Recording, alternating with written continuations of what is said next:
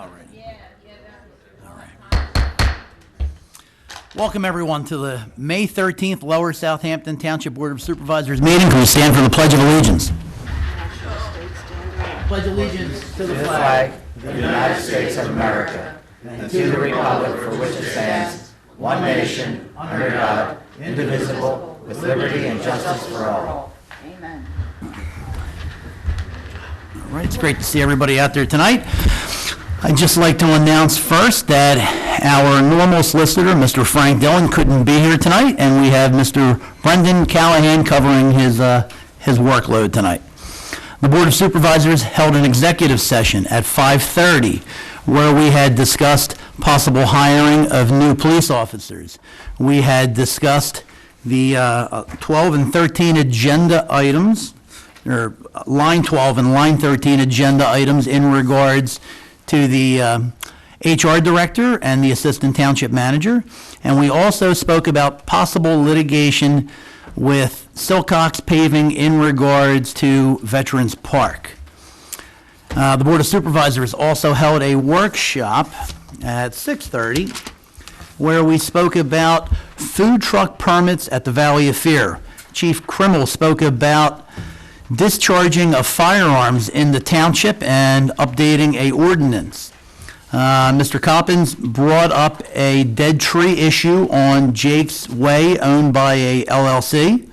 Mr. Coppins and the board spoke about the 2026 road paving project.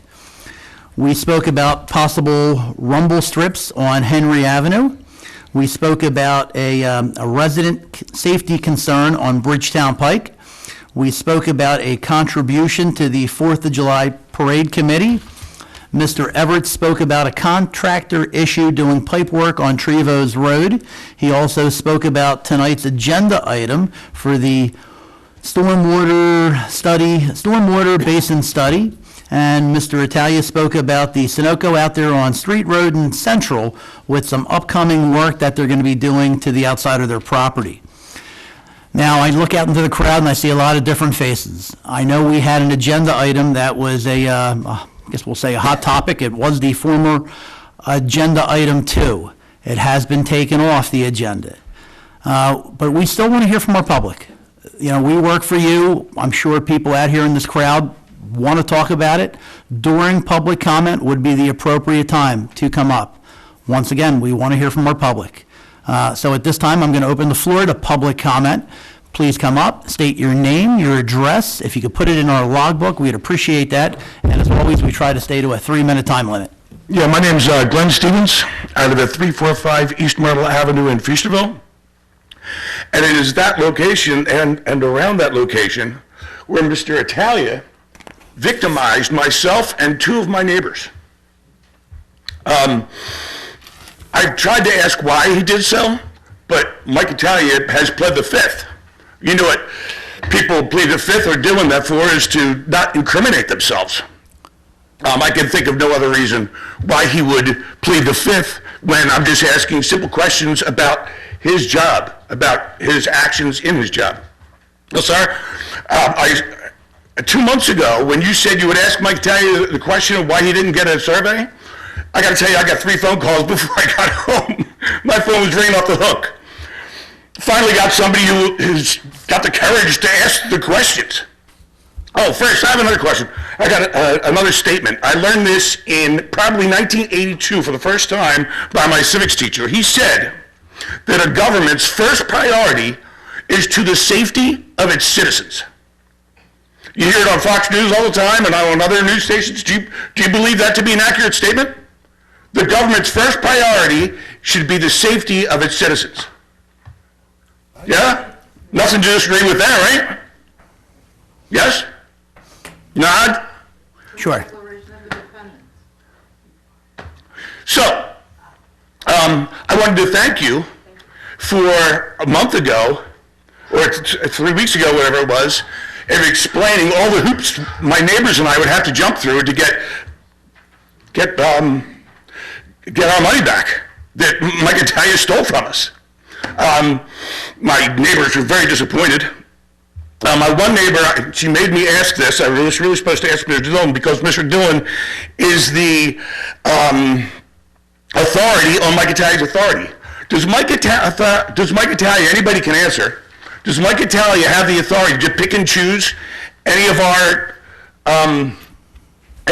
ordinance that he has to apply? Can he pick and choose which rules he is supposed to?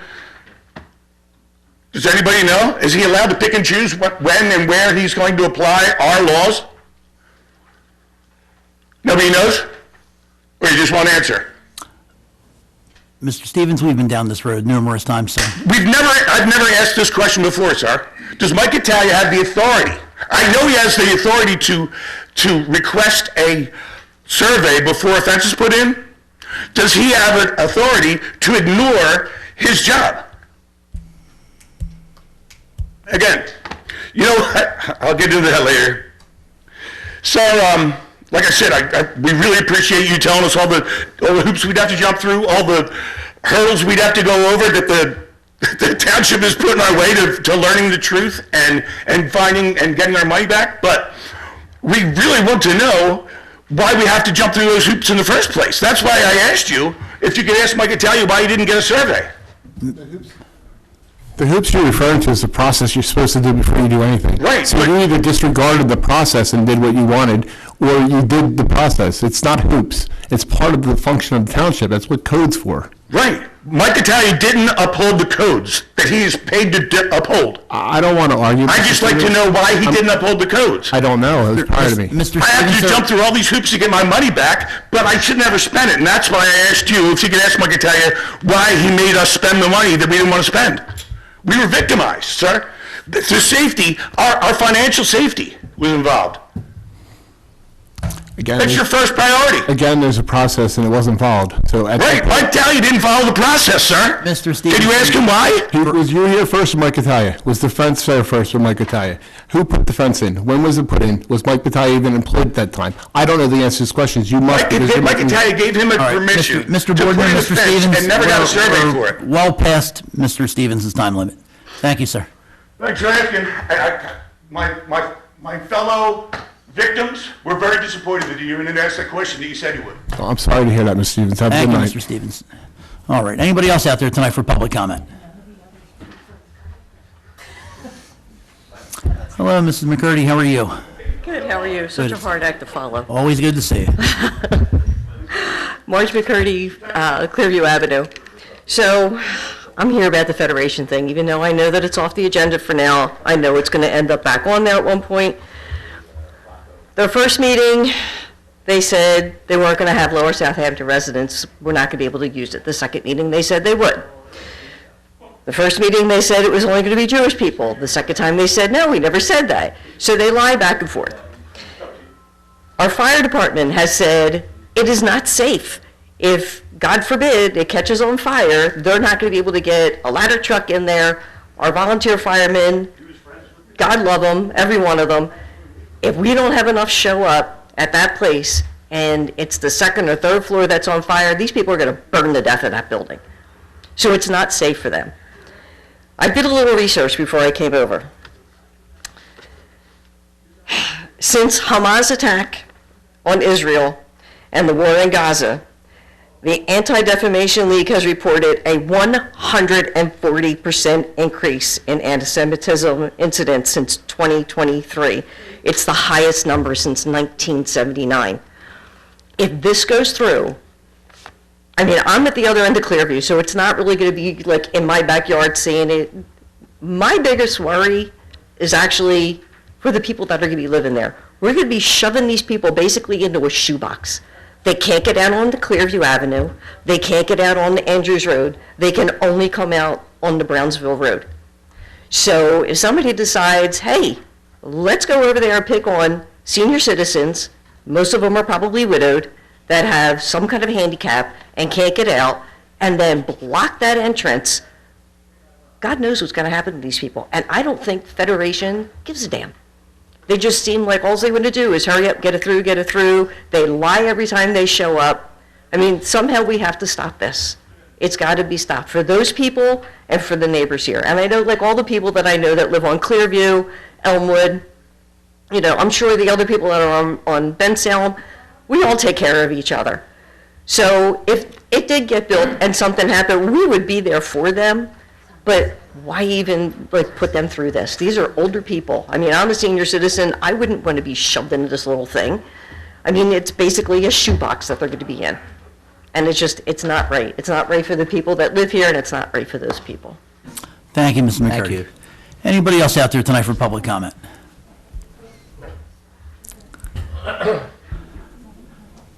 How are you, sir? If you could state your name. Not bad. Brad Vogt, live at 2 Over Road, Feasterville. As she was saying, like, this is brought as a rumor that, you know, a low-cost housing project was going up maybe 2,000 feet from my house. Like, nobody wants, you know, I don't know why this agenda has to be pushed and pushed and pushed. We live here, so we're not in, you know, not that I don't want to see people help, but is this really the place? We have congestion, we have, all our roads are terrible. There's so many different other things that we should be doing for the people that live here. I work, I pay, you know, I work 60 hours a week, I'm in my 60s, my wife works, we pay a lot of money to live here. We just want to be left alone. We don't want to have these things shoved down our throat, and it's great to have that. Not here. There's other places this could be done. And, you know, me, my neighbors, everybody's concerned about this, because now this has been 2 or 3 times that this has been pushed and pushed. You know they're not going to stop. So it's up to you, who basically represent us, the people here, to try to stop this. I mean, we have the permit, the water, you know, there's no runoff, the sewers is a problem. There's no reason they should be able to, everybody has a problem doing anything here. How could they build a development that's going to have, you know, 60 people? Irrate our community. Nothing brings a community back, you know, together like people walking around a community that don't work. I don't want it. None of my neighbors want it. Just so you know, we're the ones that pay taxes here and live here. We don't want it. That's it. Thank you very Appreciate much, your sir. time. Thank you. Anybody else out there tonight for public comment?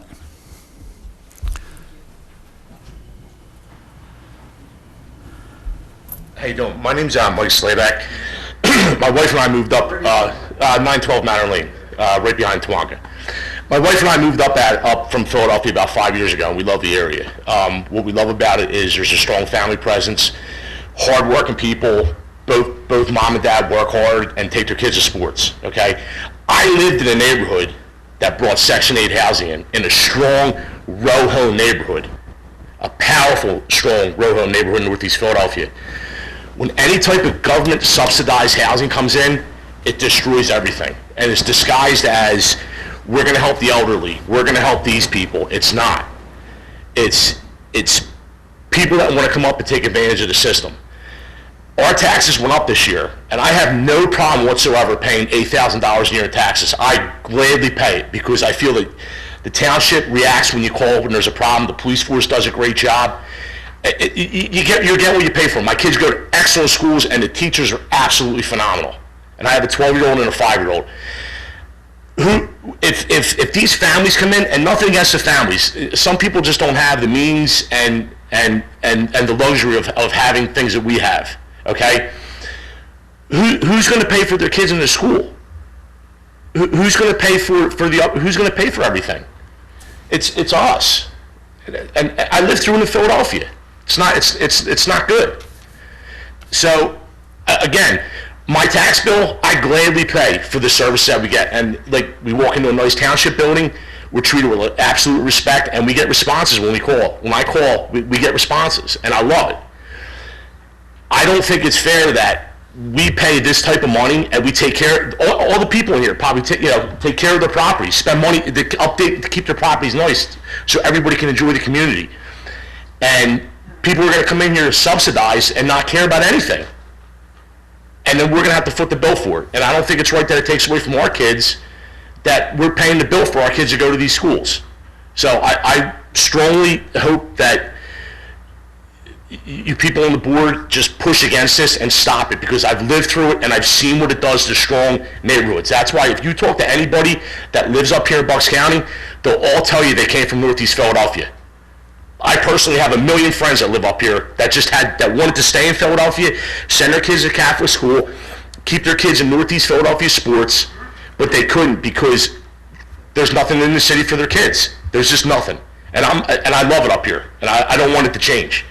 So that's what I got. Thank you for your time. Thank you very much, Mr. Sleebeck. Anybody else out there tonight for public comment?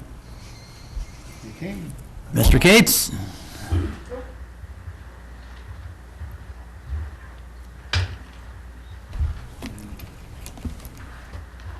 I know you guys are going to, Jim Cates, 504 Orchard Lane. I know you guys are going to have a difficult decision here.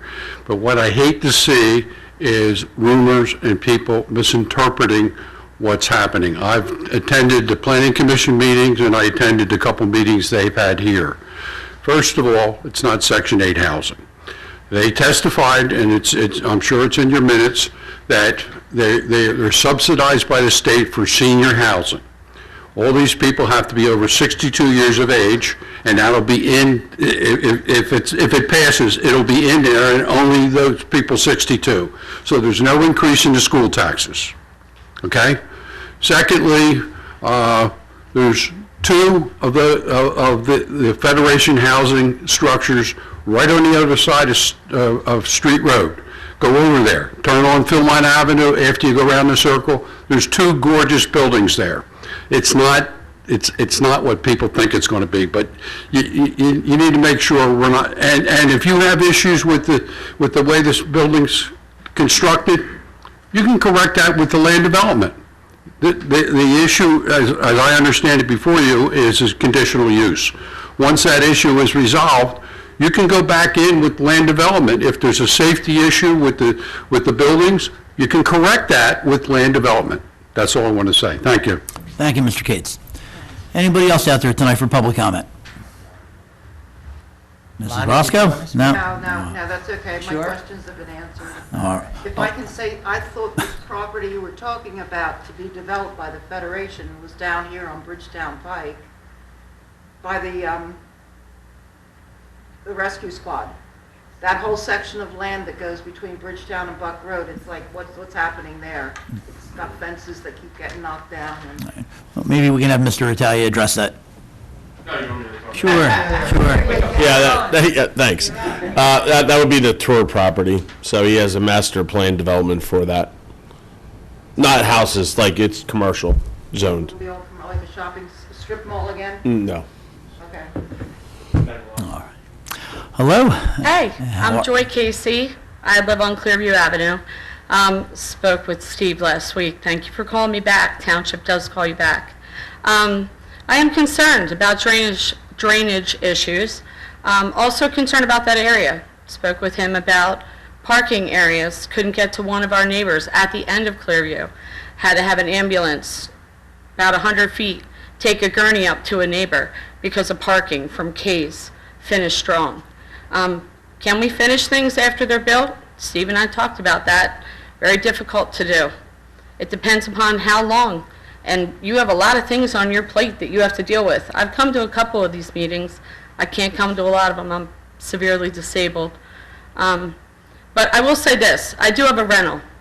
And when people have come out to try to rent my property, they've shown me vouchers. They've been seniors, disabled people. I know people who rent from Pendle Mental Health Center, people who are independently within not just Pendle's, but they decide they want to go through HUD housing. They're senior citizens. They can go to any apartment complex they want to. You have to ask yourself, have these people been honest? No, doesn't sound like it. I've been a caregiver my whole life, as you know, Kim, my entire family. I'm all for senior citizens. I love them. They're honest. They tell you everything, well, most of them. I mean, they're human too, right? But at what point will maybe somebody live with them as a caregiver and then say, well, I've been living here, I've established residence, I can stay here. Well, terms change. You have to think about what might change and where will that leave us. And senior citizens here, they also pay taxes. So, yeah, it might change taxes. There's a lot involved here. There's properties on Bristol Road. They're for sale right now. Why aren't they going there? And yeah, I'm talking about the train. At full access to the 58 bus, they can just get out and get on the 58. They can go on the train. Why are we huddled in a little area, which, yeah, could cause a fire? and my family's 5 generations right off the boat. So that's my concern, safety. Safety and honesty. That's it. Thank you very much, Joy. Thank you. All right, anybody else for public comment? All right, seeing none. Now we will move to the consent agenda, line item 1A, approval of minutes, April 22nd, 2026. B, approval of accounts payable, May 13th, 2026. And C, approval of certain recurring monthly bills, May 13th, 2026. Do we have a motion? Mr. Chairman, I make a motion that we approve the consent agenda for tonight's meeting, May 13th. All right, we have a motion. Mrs. Bowman, would you like to make the second? Second. All right, any discussion from the board? Seeing none, all in favor? Aye. Opposed? Abstentions? That motion carries. All right, line item 2, consider appointment of attorney to ensure that the application, testimony, and exhibits presented in the furtherance of the application are compliant with the township zoning ordinance, and if appropriate, to negotiate reasonable conditions. Mr. Callahan, sir. Thank you. So this agenda item is in relation to the conditional use application of Federation Housing, Inc. for the property located at 1834 Brownsville Road. So the board has the ability, because of its dual role, which would be the impartial trier of fact. Sorry about that. The impartial trier of fact, and the second is to uphold the interest of the township. In that role, and in serving the latter of those two roles, the board does have the authority to appoint an attorney to represent the interest of the township, and you're permitted to appoint anyone or legal counsel to represent you at that conditional use hearing when it occurs. As the board knows, the attorneys at the law firm of Grimm, Bean, and Thatcher have been involved with this project in the past, and my understanding that the board is considering appointing the law firm of Grimm, Bean, and Thatcher to represent the township's interest at the conditional use hearing for the Federation Housing project. All right. So, Mr. Callahan, how should the motion read then? The board could make a motion to appoint Grimm, Bean, and Thatcher as attorney for the township in the federated housing matter to ensure that the application, testimony, and exhibits presented in furtherance of the application are compliant with the township zoning ordinance, and if appropriate, to negotiate reasonable conditions for the application. All right, then, board, do we have a motion as stated by Mr. Callahan? Make that motion, Tim. All right, very good. We have a motion. Do we have a second? Second. All right, any discussion from the board? I'd like to add some commentary, or actually, I'd like to ask Mr. Callahan to add some commentary. I don't know if this is proper for this discussion or not. The board's role in whatever this proceeding becomes has been explained to me as a quasi-judicial role in this proceeding. That's correct. Right. Can you explain to the public what they are seeking as conditional use, and do we as a board have any, I'm going to use the word conflict for lack of a better word, in proceeding in that process, which I am told we have to be neutral arbiters when we have previously expressed dissent in this project. So could you add any commentary to that? So yes, as you know, in this project for this property, there was a previous decision. That decision was signed by members of this board, okay? And in that decision, it has made negative, what could be perceived as negative comments about the application as it's stated, as it was previously presented, and I forget the date of the last hearing, to be honest, but of the prior conditional use hearing.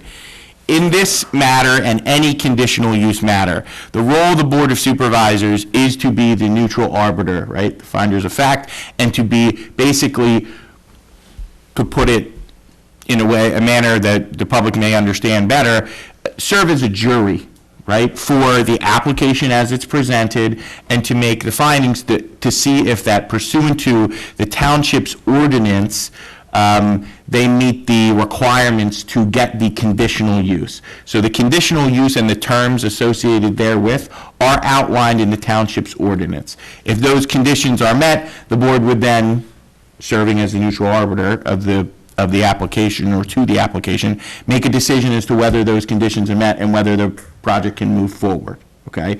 Based on, which would be the next agenda item that we're about to get to, there are options for the board in order to ensure that the decision for the applicant remains impartial. And that's what we're going to get to, and the board could consider the appointment of a hearing officer in this matter.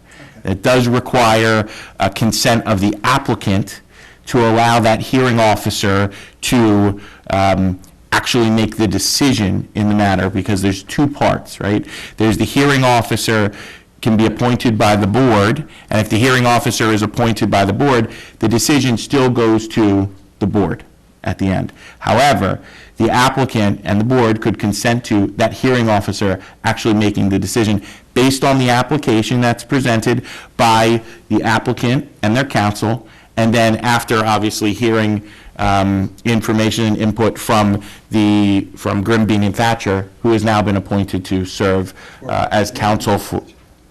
Sorry, say it again. Aren't we voting on that? Aren't we voting on appointing Grimbean and Thatcher in this motion that's before us? Excuse me, Number in this two. motion, yes. Yes, okay. That is pending, Number excuse me, two. before the board. Yes. So I have a couple questions also for the public. If we appoint counsel, well, we are appointing counsel in this motion, is this still take place as a public hearing where the public can take part and be heard and provide testimony? Yes. Okay, and how much notice would they get that that meeting was taking place? I'm not, it would have to be published and noticed. I apologize, I'm not sure of the exact requirement of that. Mr. Italia? Published twice. It's published twice. It's usually 1 week and then the subsequent week. It's usually 2 weeks prior to the hearing. This is the last publication. Plus, there's a mailing, and it's posted on social media in the township building and the property for public view. Okay, you and I talked about that. We forgot to bring it up during work session about the notification process. We totally forgot about that. But that's got to change. Yeah, but we'll tackle that at another point. So would that still go out with my name on it, or would that come from the law firm?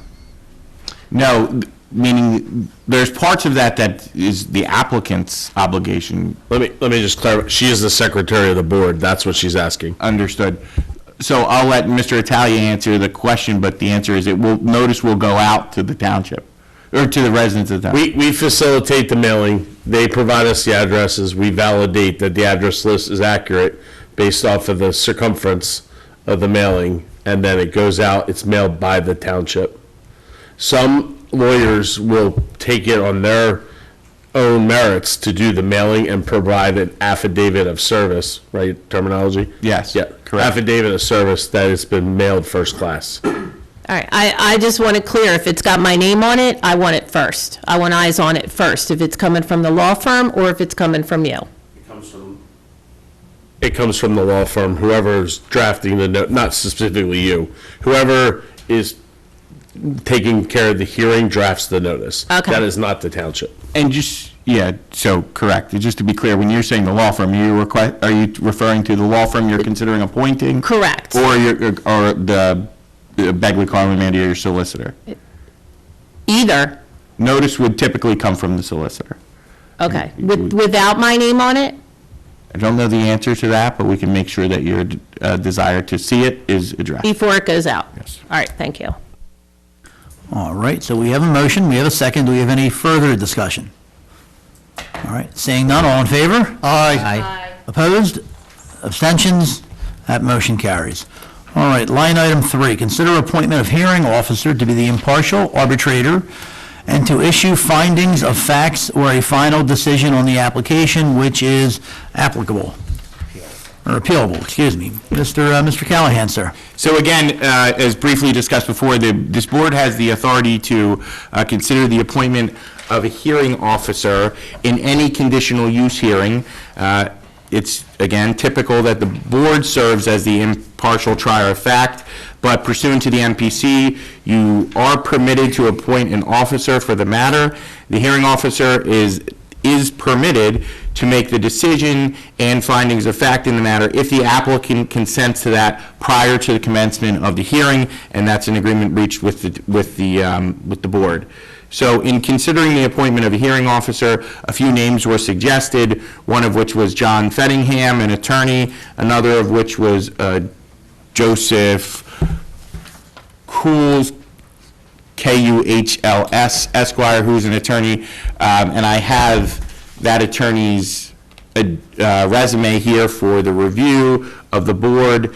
Both of those attorneys are land use attorneys who are well respected in the field and have been doing this for a long period of time. It's my understanding that this was preliminarily discussed with the applicant and with potential counsel, Grimbean and Thatcher, and the recommendation was that Mr. Kuhls, that's Joseph Kuhls, be recommended as an impartial arbiter for the matter. All right, so once again, Mr. Callahan, and you probably already said it, but how would that motion read properly? So it would be a motion to appoint Joseph Kuhls, Kuhls, as hearing officer in the federated housing matter to be an impartial arbiter, to issue findings of fact, conclusion of law, and impose reasonable conditions if appropriate, and a final decision if the applicant consents to same. All right, folks, do we have a motion as stated by Mr. Callahan? I'll make that motion. All right, do we have a second? I'll second that motion. All right, any discussion from the board? I have discussion. So if we approve this, Mr. Kuhls, Esquire, is that something like, they're not just going to make a final decision without consulting us first, correct? They would conduct the hearing, Okay. and it's an appealable decision, but they would make the decision at that time. So That's they're when going to the make a hearing occurs. decision on our behalf, or will we be consulted first? Not positive the answer to that question, to be honest, but the issue is that they would make the decision, and again, this has to be consented by the applicant prior to the hearing. The township's interests are represented at that hearing by Grimbean and Thatcher, counsel who's being appointed. Right, but this person is an impartial arbiter, and the way you explained it kind of said that they will findings of facts and/or a final decision on the application.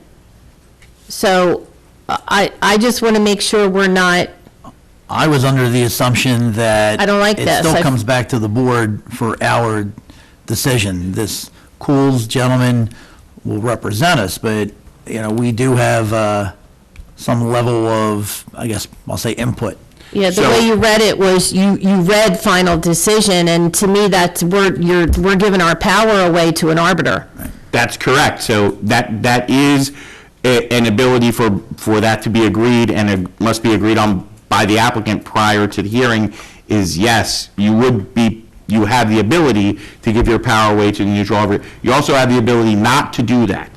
So if you want to, for the motion to not read that a final decision would be granted, then this board, would still serve as the impartial, basically, jury. You would still make the decision in the matter. Can I jump in quick? Here's my concern. We've gotten multiple emails about this, opinions from our solicitor's office and consultation with others. I'm concerned about the impartial part, and that's why I'm in favor of this motion. We've had a hearing. This board has rejected that application. The board put up a defense that went to court with 3 issues. And correct me here, Mr. Solicitor, if I'm misrepresenting the facts. We were ruled in favor on the first issue. The judge decided not to rule on the other two issues. That is correct. So in the appeal of this matter previously, it was decided that the first issue was in favor of the township's position, and as a result, the court didn't consider the subsequent issues that were contained in the appeal. But as we discussed when we got that decision, those other two issues were rather benign, would be a way of putting it. We weren't counsel, meaning your solicitor, Begley Carlin, was not counsel in that matter, and Grim, Bean, and Thatcher was your counsel in that matter. Well, I believe their response was those other two issues were very, very benign and probably would not be survivable without the first issue, because the first issue was a direct violation of the ordinance that was of record. So we've received a favorable outcome from that, from something we denied. I'm worried about giving them another arguable point that there's no way this board could sit as impartial arbiters on this situation or on this incident and give them another point of appeal. Correct. So that's what I'm interested in, making sure that regardless of how this goes, we don't end up aiding them in and I shouldn't even be saying that because this is on the record, that we don't bolster a position on either side. So I understand that concern, and it's a real one. You should know that the case law says that the board has to and must remain impartial in their actions and what you've said moving forward. One of the concerns that was discussed is that there was a written decision in this case previously denying that, and several members of this board, and I don't know exactly who it was, to be honest, signed that decision. There was concern that could potentially be used in the future to say that there was already a negative feeling about this project, and that was part of the discussion of and consideration of the pending motion. So is there any way to rewrite it so that we at least get consulted on a final decision? So, He can't consult us. Brendan, Okay. I have a question. Yes. So if this board deems it necessary to have this impartial lawyer oversee and rule, is the board allowed to have Grim Thatcher represent us in that case? Grim, Bean, and Thatcher would be representing the interests of the township in that case to make sure that, and pursuant to the prior motion, that the zoning ordinance is upheld and that, if necessary, appropriate conditions are met. So this board can instruct and ask our council to address certain questions to the builder, Federation Housing, and in that way, to cover our concerns that we may have with it going up? Correct, but their role is to make sure, again, that the township ordinance is being followed and, if appropriate, negotiate conditions. So the answer is yes, they represent the township's interest in making sure the code is followed in this case. One more question. Yes, ma'am. So after this impartial arbiter has reached a decision, does this board have the right to accept or reject that decision? It depends on the role you put on the impartial arbiter. With the motion, as it states now and is pending, you are saying that the arbiter could make the decision with the consent of the applicant. So the answer with the motion pending is no. Okay. All right, just a comment. I myself, I just can't see myself. I wouldn't say a word. All right, I won't say a word. We have a motion, we have a second, we are done discussion. I'm going to ask for all in favor first, and then I'm going to ask for opposed. Let's make sure we know how we're voting. All in favor? Aye. Aye. We have 2 all in favors. We have opposed. Opposed. And opposed. Abstentions? And as far as I can count, that motion fails then. Okay? All right, folks, we will now move on to line item 4. Consider approval of a settlement stipulation and tax assessment for 3 parcels at Sterner Mill. Mr. Callahan, sir. So, as you know, this is in relation to a tax assessment appeal that was filed by the entity 355 Street Road owner, LLC, for 3 parcels located at Sterner Mills. Contained in the board's packet for review and potential approval is a proposed settlement stipulation and tax assessment for those parcels. The stipulation was negotiated by the solicitor for the Neshaminy School District on behalf of the township, which has been this board's past practice because the school district has a greater interest in the tax monies associated with the assessment. The stipulation requires approval by the county, the township, and the school district, and unless there are any other questions, when this board is ready, you could entertain a motion on this issue. All right, so the motion would read to approve the settlement stipulation and tax assessment for the 3 parcels at Sterner Mill and authorize the solicitor to sign the stipulations. Do we have a motion? I'll make that motion, Mr. Chair. All right, very good. We have a second? Second. All right, thank you. Any discussion from the board? Just a question, Mr. Chairman. Mr. Solicitor, Yes, sir. if we do not approve this motion, then what happens? If you don't approve this motion, then the tax assessment appeal couldn't be approved. Meaning that it requires the approval of the township, the county, and the school district, so it would not be approved, and the agreement, the stipulation could not be ratified. I'll add some commentary here. Many people know there's 1, 2, 3 former school board, Neshaminy School Board members sitting on the dais. I was on the board for 9 years. I served as president, vice president, head of multiple committees. Tax appeals are a constant. Every year they come in. The school district is better equipped than we are to navigate these and decide. I've worked personally with the solicitor that has handled these in the past. This is very de minimis amount.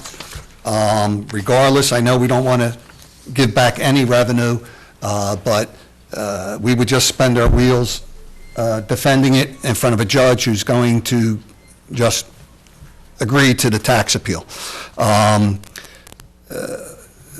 It's unfortunately, this is a commonplace occurrence. You as homeowners or property owners can file for tax appeal as well.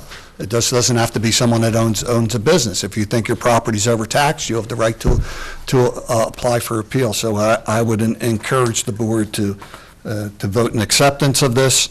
And like I said, overall, it's very de minimis. Thank you. All right, any further discussion from the board? All right, seeing none, all in favor? Aye. Opposed? Abstention? That motion does carry. All right, moving on to line item number 5. Consider approving the change order for Herrick Avenue Inlet Replacement. Mr. Everett, sir. I'm not approving anything on Herrick. Thank you, Board Chair.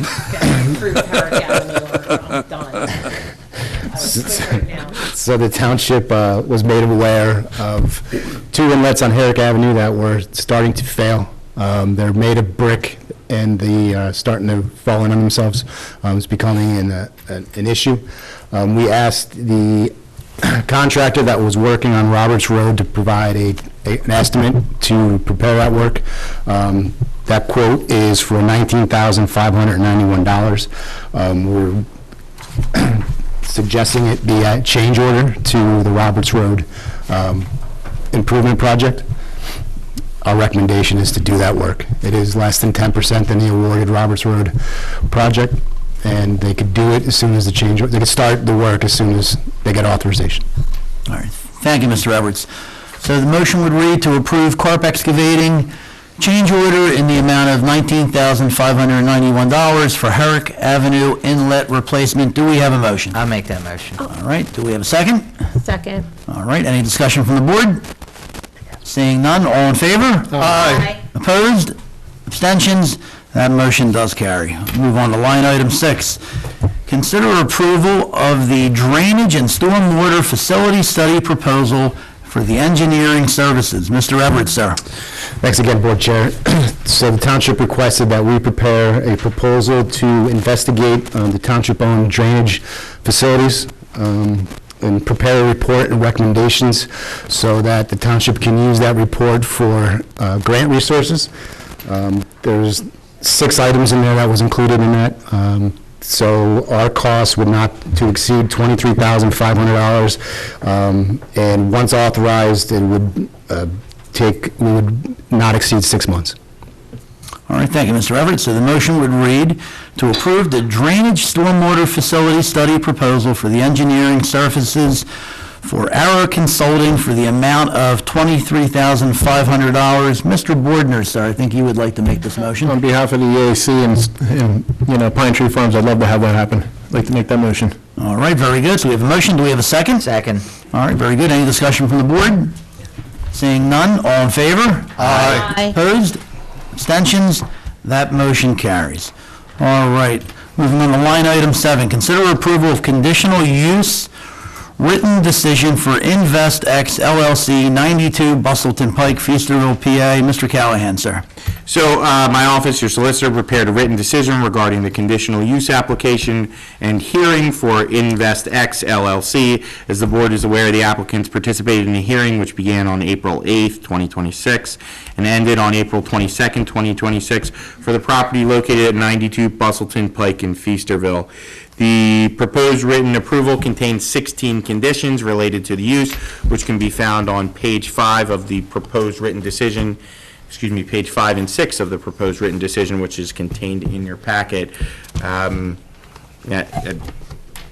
the appropriate time, and if the board has any additional questions, but we can entertain a motion to approve that written decision. All right, board.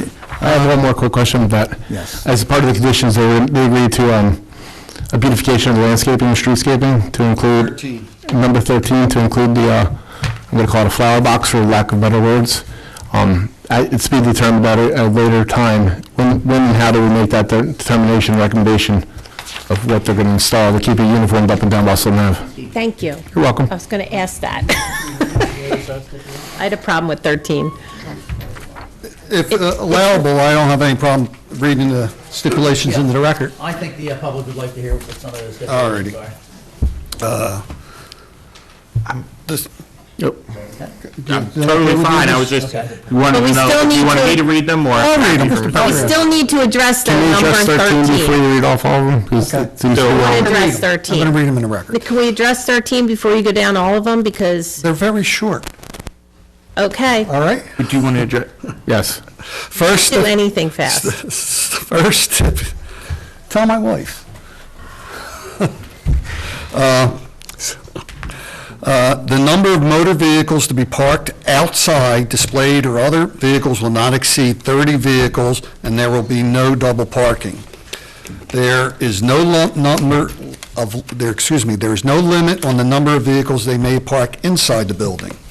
The site triangle at the intersection of Bustleton, Pike, and Bridle Path Lane will be maintained to the satisfaction of the township engineer. There will be no on-site auto repairs, no on-site auto bodywork, no on-site auto painting. The parking lot will be repaved. There'll be no parking on the grass areas.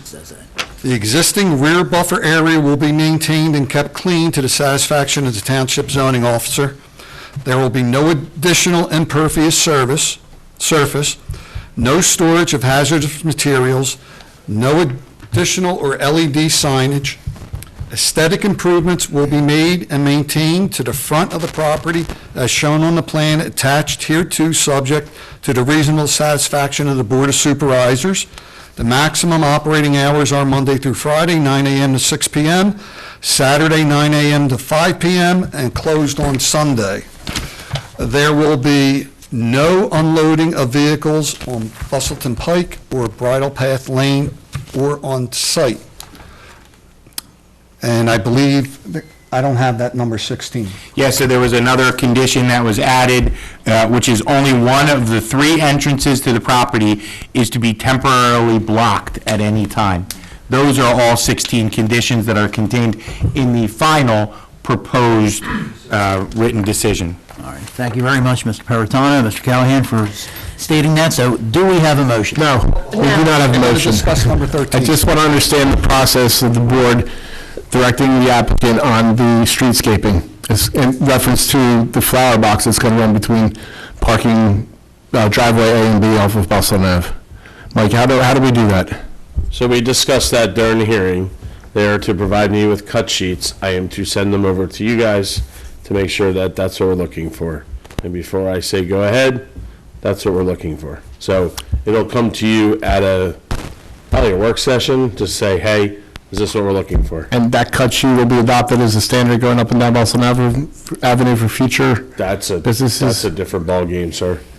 I believe so. What about you, Ms. Bummer? You're talking design standards, that's, But I think he's on, I think if we're going to do this with one, it needs to be uniform going down the street in the future. I think Mike said it. It's going to come to us for review, and we can just make it that way as we want, or request it. Here, this is kind of like, so we have it informally in some municipalities where it says general, it must look similar, or whatever, it needs to be approved by the board. We're stripping out design standards out of one section of an ordinance already. Like, you understand what I mean? So you're probably better off saying, when you get these approvals, to coming in front of the body, you guys, for approval. And you can just say. Our recommendation, we keep it uniform when somebody comes to us. Yep. Understood. Instead of it being in your ordinance. Yeah. All right, very good then. We good? All right. Do we have a motion? I'll make that motion. All right, very good. We have a motion. Do we have a second? Second. Any further discussion from the board? Seeing none, all in favor? Aye. Opposed? Abstentions? That motion carries. All right, moving on to line item number 8. Consider authorizing the township manager to sign the settlement agreement with Chemical Concepts. Mr. Gallo or Mr. Ryan, which one of you two would like to handle this one? That would be me. The agreement with Chemical Concepts Inc. details a payment schedule for the taxes owed to the township from 2019 to 2024. These taxes include mercantile and privilege taxes and local service taxes. I, along with the auditor from CBiz, Frank Dillon, and representatives from the business, have all been involved in this process. If approved, this agreement will effectively resolve the dispute and ensure that we receive the taxes that we are owed. All right, very good then. So. How much is in arrears? I think off the top of my head, I think it was around 58. Is it this 58 number? And they're supposed to be paying like around $8,000 or $9,000 every stipulated date. 9674. Yep. Nice work. All right, very good then. So the motion would read to authorize the township manager to sign the settlement agreement with Chemical Corp. Do we have a motion?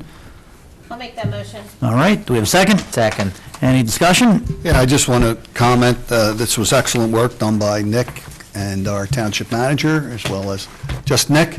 You had nothing to do with it. Just Nick and Nick and and his Frank staff and Frank Dillon, and I'm glad that you guys are staying on the ball and getting the job done, so thank you. All right, any further discussion? All right, seeing none, all in favor? Aye. Opposed? Abstentions? That motion carries. All right, moving on to line item number 9. Consider authorizing the township manager to sign the worker protection form for the library's Keystone Grant Agreement. Mr. Galdo, sir. Thank you, Board Chair. This is just a certification that needs to be completed. Again, this is for the Keystone Grant Agreement, so it's basically the township/library that we're compliant with state labor and workforce safety laws. So we would need an approval for tonight for me to sign off. All right, thank you, Mr. Galdo. So the motion would read to authorize the township manager to sign the worker protection form for the library's Keystone Grant Agreement. Do we have a motion? So moved. All right, do we have a second? Second. All right, any discussion from the board? Seeing none, all in favor? Aye. Opposed? Abstentions? That motion carries. All right, moving on to line item number 10, consider approval of the memorandum of understanding for the use and facilities between Bucks County Intermediate Unit 22 and the township. Chief Criminal, sir, this one's all you. Okay, it's easy. We updated memorandum of understanding, or we're going to update memorandum of understanding with the IU to have the kids in the event of emergency at the school shelter here. It made more sense doing it here instead of all over to Furnival. And then on the flip side, we'll have use of that facility in an emergency if we needed it for a warming station or weather or something like that. So it's a win-win. All right. I have a quick question. Sure. Did you look into getting FEMA money for that too? Because I did that one year at the firehouse and FEMA gave me like a check to become like a FEMA evacuation center. I can look into it. Yeah. What was going to happen there, the kids at Furnival and to the Buck Hotel, some of the kids are in wheelchair and handicapped, and this indicates estimated. A lot more sense to get this. Yeah, no, they should definitely be walking here if they need to evacuate, but, the only downside with that is I think if you don't use the money, like, after a certain number of years, you do have to return it, so you do have to make sure, like, if you get the money to run a FEMA center, if you don't use it, I think they make you, so you have to make sure, like, if there's an event, you have to have it open. Okay, I understand what you're saying. Do you see what I'm saying? All right, sorry. Yeah, but I would believe if they did that, he would have to re-examine the agreement between the agreement that we're going to vote on tonight, because staffing it for a FEMA center is much different than But he's got to look into that using it. first. So we just did this over in Bristol Township where they had that nursing home fire. It doesn't have to be as formal as that. I guess their fire marshal, when that was all over, probably is doing like an abstract report. Yeah. I'm looking at when they're gonna get that. If we had something like that happen here, we would obviously. Claim it later, but it's nice to have money up front, because they give you cots, they give you blankets, they give you all kinds of stuff to stand it. It's like to, I think the crux of this issue is more very temporary, so like the kids are only here for even a couple of but that's the other way. I'm talking the other way. I'm talking about us using their facility if we had like, an ice storm or a tornado event or some building blew up and you had to house people for a couple of days. Would they have to then change down the grant money and have that money over here versus us? It's whoever is hosting the center. So you have to stand. You have to have people. All right, are we ready to go home now? All right, so. Sorry. Everybody else up here can talk. So moved, Kim. It's an issue. We love you, Mrs. Bowman, you know that. All right, the motion would read to approve the memorandum of understanding for the facilities between Bucks County Intermediate Unit Number 22 and the township, and to authorize Chief Crimmel to sign the document. Do we have a motion? I'll make that motion. Second. All right, we have a first, we have a second. Any discussion? All in favor? Aye. Opposed? Abstentions? That motion carries. All right, line item number 11, consider approval of Duke's Root Control Services spring treatment of the sanitary sewer lines. Mr. Coppin, sir. Thank you, Board Chair. Looking for approval for Duke's Root Control, who's our co-star vendor and DE approved vendor to treat our sanitary sewer lines. They'll be treating 19 roads, total of 9,529 feet, for a total cost of $19,248.58. All right, very good. Thank you very much, Mr. Coppins. So the motion would read to approve Duke's Root Control's service spring treatment for the sanitary sewer lines for the amount of, once again, $19,248.58. Do we have a motion? I'll make that motion. Thank you, Mr. Bowman. Thank you, Mr. Castle. Any discussion? Seeing none, all in favor? Aye. Opposed? Abstentions? That motion carries.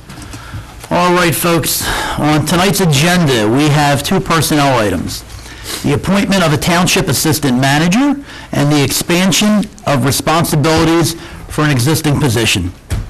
Following the downsizing by the COVID-19 pandemic, this board has observed that while operations have largely stabilized, The growing needs of our community have begun to outpace our current capacity. Our administration has performed admirably while pulling double duty, but to maintain effective oversight and to meet modern demands, we believe it is time to bolster our operations.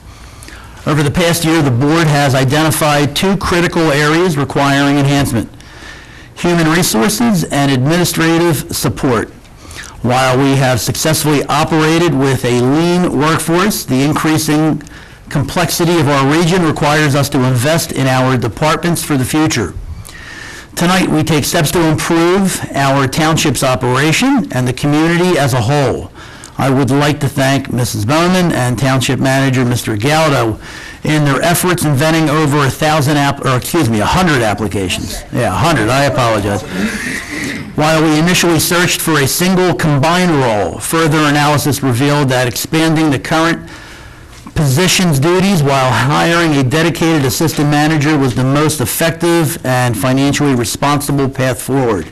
So as of right now, let us proceed to line item 12, appointment of Director of Human Resources. And folks, I would like to make the motion to appoint Lisa Adams as Township Human Resource Director. This is a promotion, and in the addition to the approved applicant already established, this is a promotion and is in addition to the approved applicant's already established duties and responsibilities. The duties and responsibilities of this promotion shall be in the direction of the township manager. The approved salary of $83,325 and the effective date May 14th, and a reimbursement not to exceed $2,000 for a satisfactory completion of required certification. So folks, I made that motion. Do we have a second? Second. Very good. Any discussion from the board?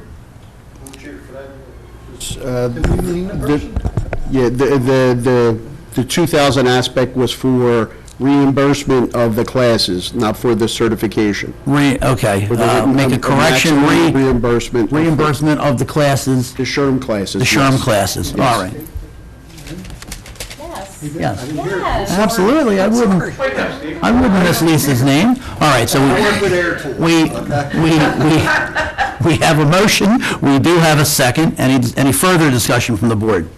All right, seeing none, all in favor? Aye. Opposed? Abstentions? That motion carries. Congratulations, Lisa. Where are you? You're out there somewhere. Thank you, Lisa. All right. And line item 13, appointment of Assistant Township Manager. Mr. Peritano, sir, I think this falls for you. Thank you.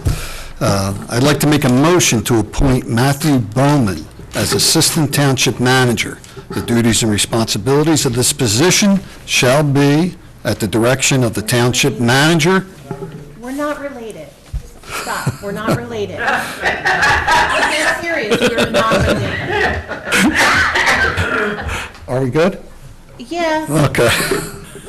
The duties and responsibilities of this position shall be at the direction of the Township Manager as aligned with the goals of the Board of Supervisors. Board approval tonight is contingent upon execution of a mutually agreeable contract between the Board of Supervisors and Mr. Bowman with an expected start date of June 1st, 2026. All right, so do we have a motion as stated by Mr. Peritano? Or excuse me, Mr. Peritano did make the motion. Do we have a second? I'll second it. All right, very good. Any discussion from the board? All right, seeing no discussion, all in favor? Aye. Abstentions? Motion carries. Congratulations, Mr. Bowman.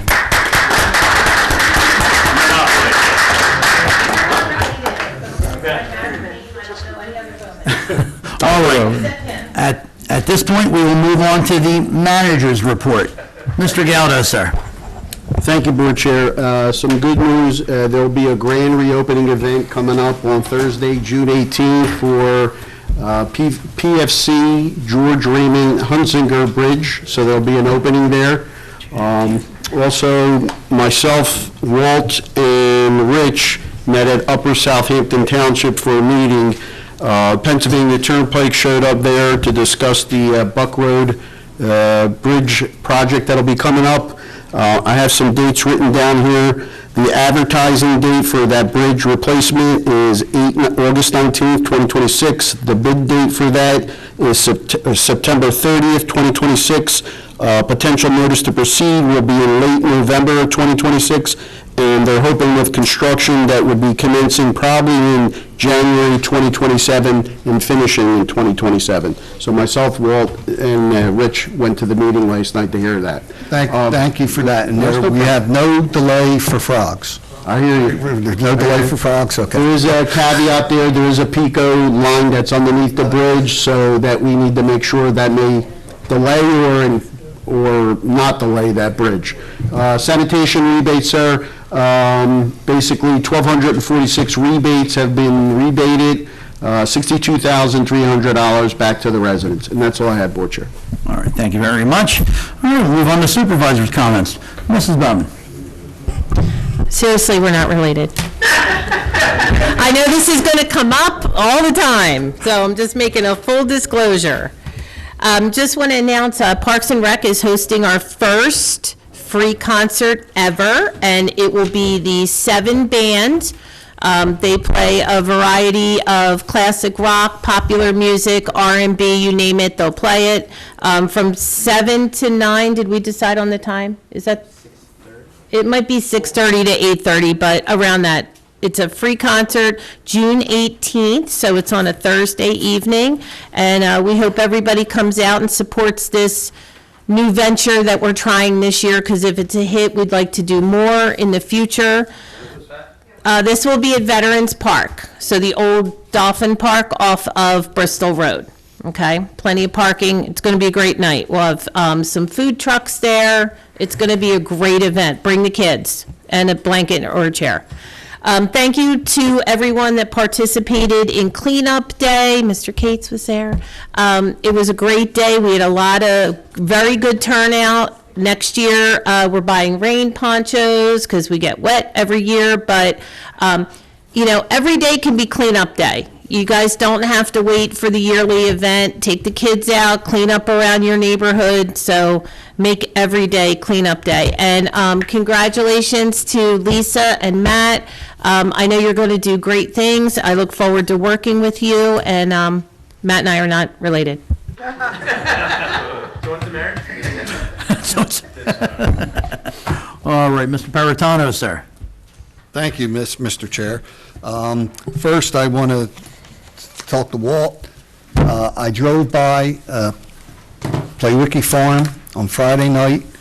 There wasn't a square inch of green available for parking. I couldn't believe how many people showed up for that event, and it was a way to see that you know, that's really took off to start, considering I think we canceled, what, 4 or 5 last year? Last year, so hopefully we got off to a good start. I also want to congratulate Lisa and Matt. We look forward to you guys coming in here and you know, making us a little bit better than what we are. I want to take this additional moment to announce to the public that the Board of Supervisors and the representatives of the Lower Southampton PBA, that's our police department, we have, reached a tentative agreement on a new 3-year contract, and we hope to be able to ratify this new contract in the very near future. I want to thank my partner in crime on that, Mr. Castle. Also, our support from the township, Mr. Galdo and our team. I also want to say thank you to the members of the PBA. They had a 3-member team that represented their membership well. And we had some of the more respectful and professional negotiations than I'm generally used to. maybe that's why it took so long, but it's a good thing, and we're moving forward, and that's what counts. Thank you. All right, thank you. Mr. Bordner, sir. Well, I won't be at a dead horse, but next Tuesday is a very important day in our democracy, is Election Day. Whatever party you're on or whatever side you're on, go out and vote, make your voice heard. You can't do change without voting, and it starts with the primary election and picking the candidates that will go to battle in November. Make sure you get out there, guys. Thanks. Very true, Mr. Bordner. Mr. Castle, sir. Thank you, Mr. Chairman. It's always a pleasure. I want to thank the residents who came out tonight and those who are watching from home. We'll always desire to hear from you. We are part of you. We live in your communities. And if people don't come to a meeting and express their thoughts and ideas, just because you see it on social media doesn't mean we see it. So please, come to a meeting, and the microphone's yours. Everyone's welcome. We may not always like or agree with what some of the people say, but you do have that right and that freedom. Please sign up for notices on a smartphone. Lower Southampton Township has an app. It's idiot-proof because I was able to sign up for it.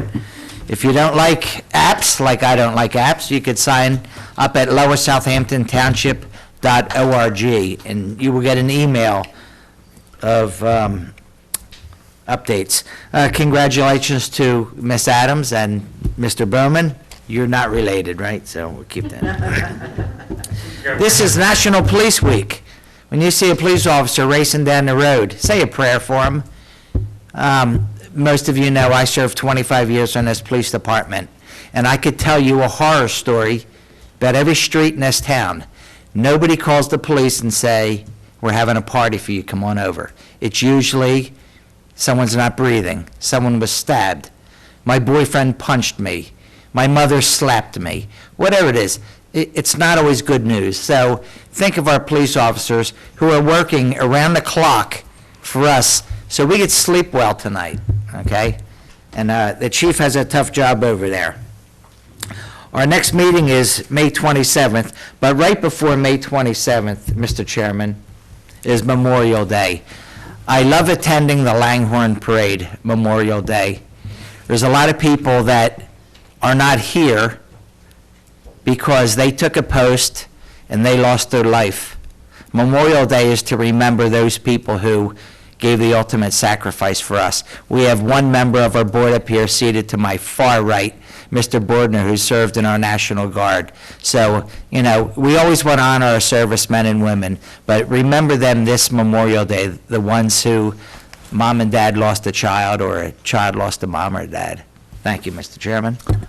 Thank you, Mr. Castle. You know, I'm going to change this up a little bit. You know, I want to truly thank this board that I am honored to sit with. You know, as you guys seen tonight out in the crowd, you know, listen, we're all friendly. We all get along. But, you know, you've seen tonight that, you know, we don't always vote the same way, okay? We all have an opinion. We all feel we want to do what's right by the township. But I can't tell the public and myself how lucky we are to have, not me, but everybody else up here. You know, we always respect each other. We always try to do what's right by you people. We may not always agree on everything, but boy, I'll tell you what, I am one lucky chairman to be sitting here with these people. And I just want to let all you guys know that you guys were great. All right? And with that said, can I? Absolutely not. Yes. Motion, all right, I get a motion. Do we have a second? Second. All in favor? Aye. Motion carries. Thank you, everyone.